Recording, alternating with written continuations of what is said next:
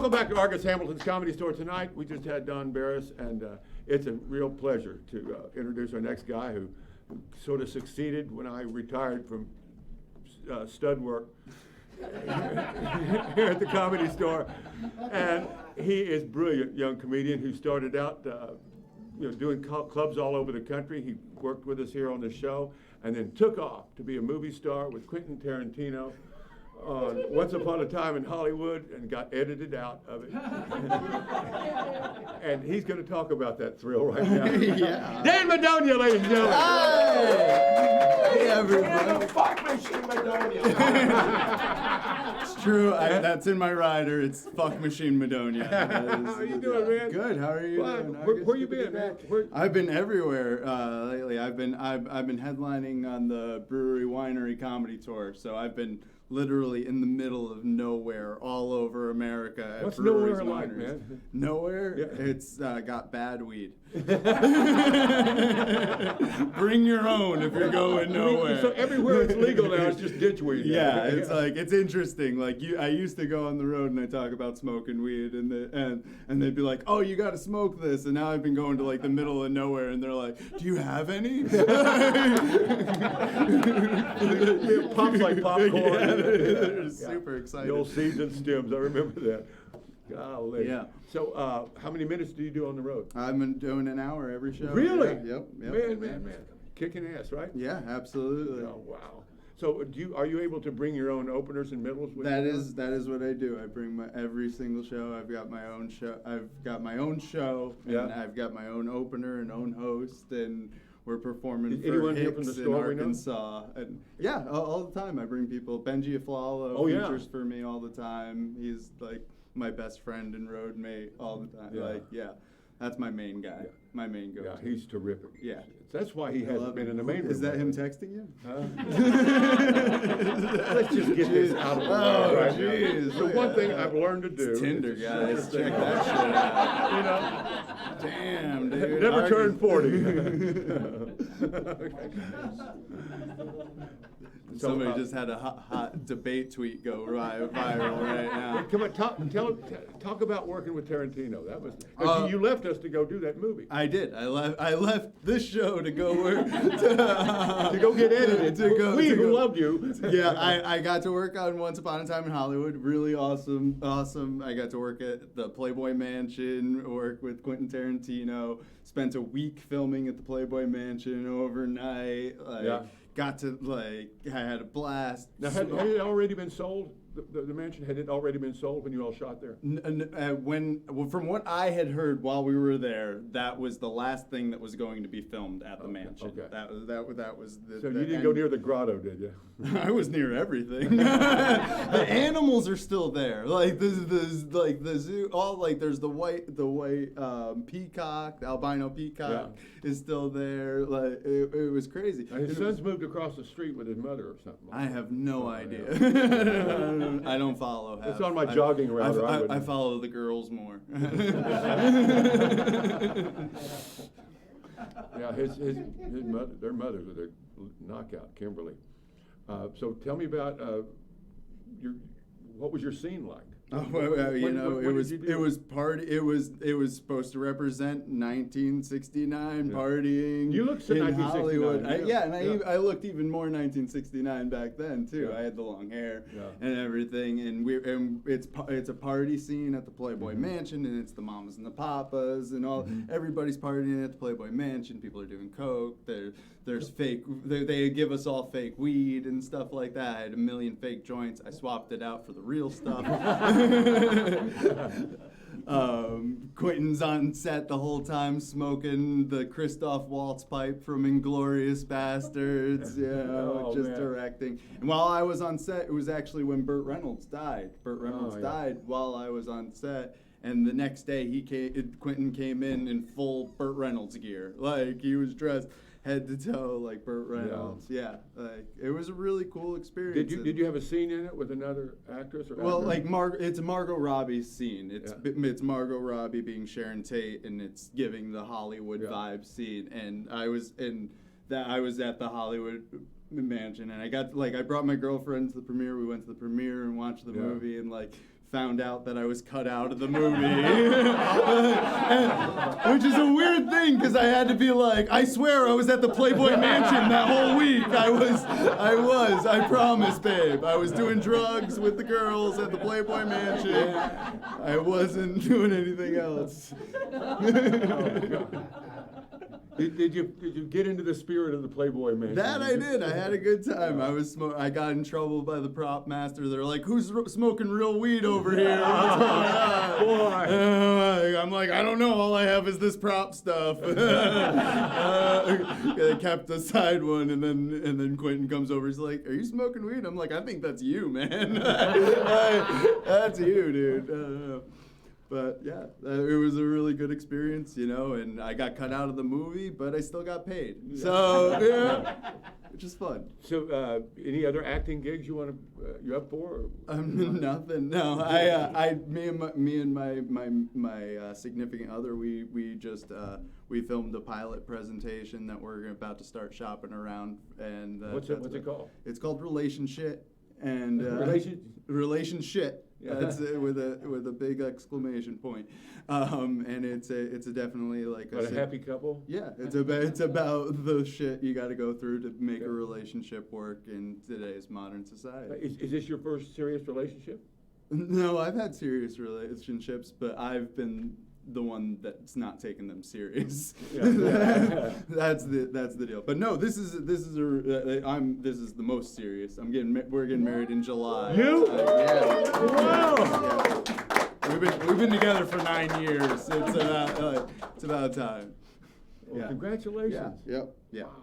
July 11th. You guys can all watch on YouTube. Where are you going to get married? At our home in the Hollywood Hills. Yeah. You're going to go on a honeymoon somewhere? Hopefully. We haven't discussed it much yet, but that's the plan. It'll depend on where your headline is. Exactly. Wherever I can get paid to go is where we're going to honeymoon. Well, how often do you work now? I'm on the road every weekend. Yeah. This weekend coming up is my first weekend off in a long time. I appreciate you calling me. I wanted to come in since I had the time to come see you guys. I wanted to come see you. So tell me about some of the things you're talking about. You got an hour to fill every night. I'm talking about traveling across the country. I deal with a lot of shit. Like I was just in Texas, and that's a terrible place to be. Right? It is. Yeah. It is. You're from Oklahoma, so you know how bad it can be. The people are great. The people are great. The heat, they have no choice but to be great because the gas is under $2. Like it's like be great people. They're sweet. No, my girlfriend's from Texas. Yeah. That's actually they are really great people. Like I'm from New York originally. But yet and my girlfriend, humidity exactly. My girlfriend's like a sweet girl. She's sweet and hot, and like they don't have that in New York. They don't. They have that in Texas. Yeah. I was like, oh, that's cool. She's sweet and hot. What are you trying to pull, bitch? What's the deal here? I was like, she has to at least used to been fat. Like that's the only way it could have made sense. Getting even. Yeah. A revenge personality. Exactly. Yeah. So I'm traveling. Where in Texas is she from? She's a Dallas girl. Oh yeah.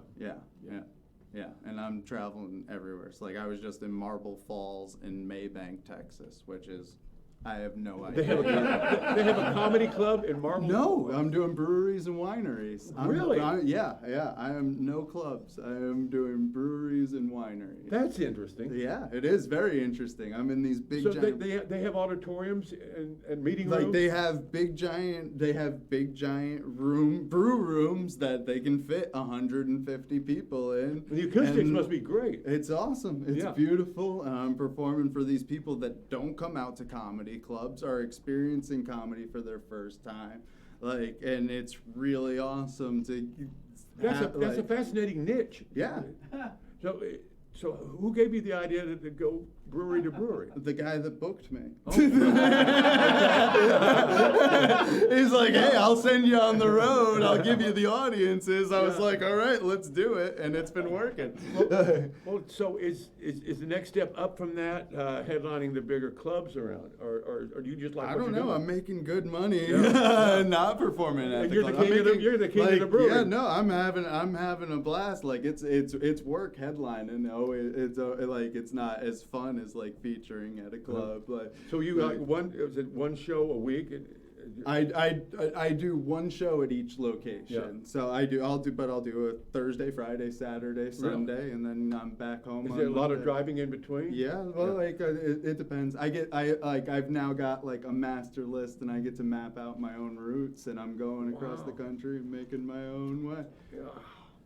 And so you must be picking up a lot of material. Absolutely, just I'm traveling. dealing with very diverse crowds. I'm dealing with Trumpers. I'm dealing with everything. You're in And America. yeah, I'm there. I'm in flyover country. I see the people. They're out there, people. It's not this bubble. It's not. I'm out of the bubble. I've seen what's out there. It's scary. It's And called there's a Protestant lot of them. America. Yeah, racist America. Yep, got it. It's out there. I think their hearts are a lot better than you just said. Yeah, no, I'm in.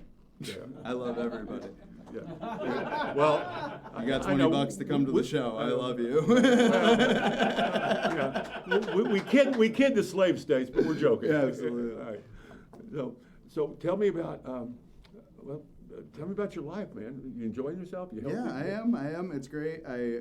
My dad's a comedian as well. So What does he think of your he progress? loves it. For those of you who don't know who my dad is Ellen DeGeneres. So no, the great Eddie Brill. No, Pure of mine. my dad is Eddie Brill. He booked Letterman and was the warm-up comedian for Letterman for many years. And I'm lucky enough that I get to feature for him at clubs every once in a while. Once a year we get to work together as well. And fun. Christmas? No. Fuck that, we're Jews. So when he gets back to Los Angeles, you've got to have him do the show. Absolutely, Because he yeah, almost yeah. did it last time. Yeah. If he's here, when he's here, he'll do it. He'll be here in July. I hear there's an event happening at my house. Yeah, well, that's right. So we get him on Tuesday. I think he's coming to town for that one. So he'll stay long enough for Tuesday, right? Yeah, hopefully. Yeah. I've got him booked. Yeah. So what year did you start at the store? I started at the Comedy Store in 2008. 2008. Yeah, in 2008, which you could say was very much a dark time for the Comedy Store. Well, I get that a lot, but that was like Tuesday, Wednesdays, and Thursdays. The weekends here were good back then. Yeah, I was there. I was working the cover booth. And I wasn't performing to mannequins in the I main can room. tell you there were many nights you came in and saw me at the cover booth, and you would look in at the audience and you'd go, let one of the younger guys have it. And that is a fact. Argus Hamilton, you know what? One of the younger We guys could do couldn't it start today. unless there were 4 people in the crowd. And Yeah. we're talking about a rainy night on Tuesday, Wednesday, Thursday. Okay, but the Friday and Saturdays in the main rooms were all right. They were. We only had the Saturday in the main room at that time. Oh, that's right. Okay. Friday was a bringer show, and it sucked. So. Well, anyway, you were about the last group that Mitzi personally, Yeah, approved. I dealt with like that. The last few times Mitzi came into the club, I was here the night that she passed Justin Martindale. And I used But to. you and Whitney Cummings, it seemed like came in about the same time. Yeah, that was around. Yeah, it was like that era. Yeah, that was the last Whitney group. Cummings and. Yeah, she kind of went into the twilight a little after 2008. Yeah. And then, but she. Oh, yeah. She would sit there with Tommy, and she would approve you guys.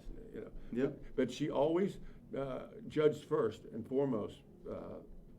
I guess charisma. That's what she liked, because she figured with enough stage time, anybody could develop an act. I was made a non-paid regular right away, Yeah. and that's where I am today. 12 years later. So you guys too can look forward to that. It's lonely in the middle. That it is. Woo. So anyway, when you're on the road, And do you develop opening lines and local material before you go into your act? Oh, I'll always visit a Walmart to see what the people are like. That's the key. You just pull in and you're like, all right, this is the gist of what this town is.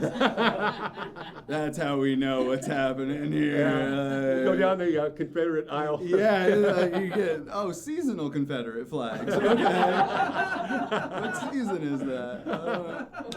Interesting. Oh, I love you, Dan. Good gauge. I love you too. So how long are you going to be on the road now, coming out? I'm gonna be in all over Arizona next month. Next week I'm in the Seattle area doing breweries and wineries and Snoqualmie, Redmond, and yeah, I have no idea. Paul Bunyan country.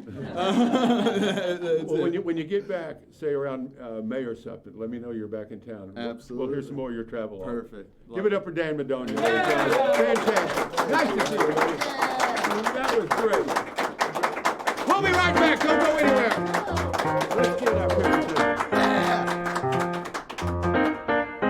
Delia wasn't here yet. He might be. He's doing the closing.